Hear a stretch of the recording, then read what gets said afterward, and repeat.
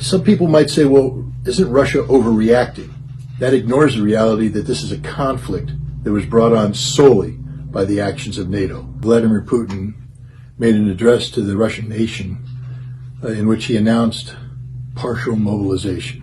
Marshal Shoigu, the defense minister, came on and explained that this would involve the mobilization of some 300,000 men, people who had previous service in the military. They would be brought back on active duty through a contracted basis, and they would be used to protect the borders of Russia and provide strategic depth to Russian military operations in support of the special military operation.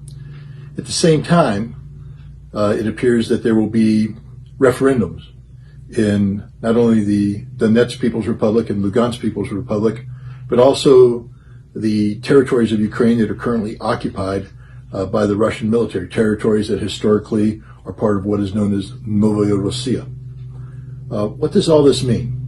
First and foremost, it means that there's been a fundamental change in the reality of the conflict in Ukraine, one that transitions away from the notion of a Russian special military operation against Ukraine and to a direct conflict between Russia and NATO. This is a fundamental change.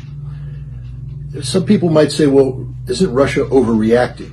That ignores the reality that this is a conflict that was brought on solely by the actions of NATO.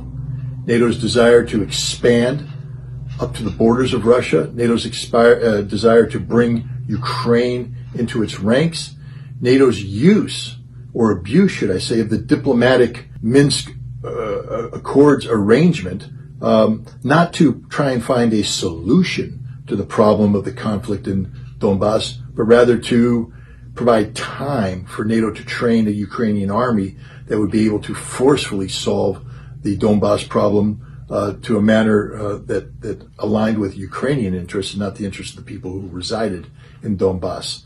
This is a conflict brought on by NATO. It's now a conflict that will be solved by Russia.